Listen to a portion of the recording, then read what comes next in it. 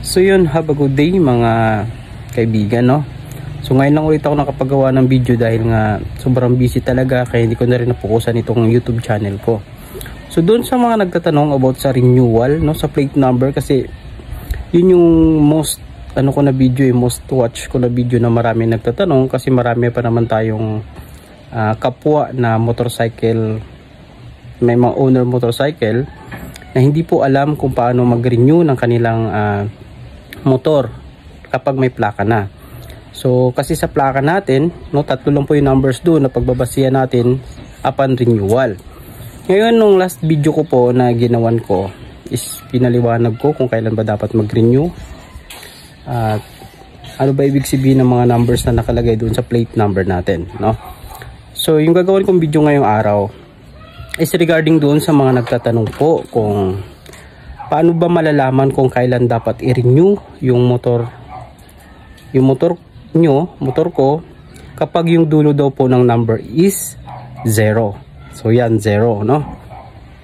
Regarding po sa LTO, kapag po yung number natin ay nag-i-end sa 0 number, it represents po na month po ng October po tayo kailangan mag-renew.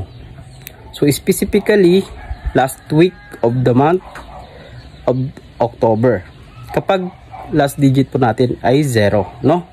So yun, sana nasagot ko yung tanong na yan, at gagawan na lang din po ako ulit ng iba pang videos dun sa mga nagtatanong regarding po sa pagpaparenew ng motor.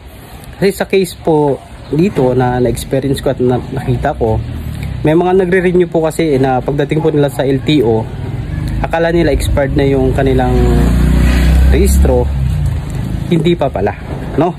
So hindi pa pala. So ang nangyari, pinabalik lang sila kasi hindi ka pwedeng mag-renew kapag hindi pa expired yung registro ng motor mo.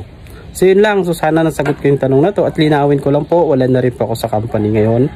Nag-resign na po ako last year 2024. So sa mga nagbabash po dyan at tinadamay po yung company, so pasintabi na po, at sana po wag na po natin idamay yung company kung ano man yung mali na nabanggit ko dito sa video. So that's my personal knowledge po, no?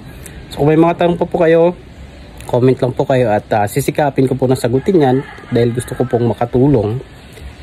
Hindi lang naman ito ay para lang doon sa mga beginners, no, sa mga wala pang idea sa rehistro ng motor, sa pagpapa-rehistro ng motor. Okay?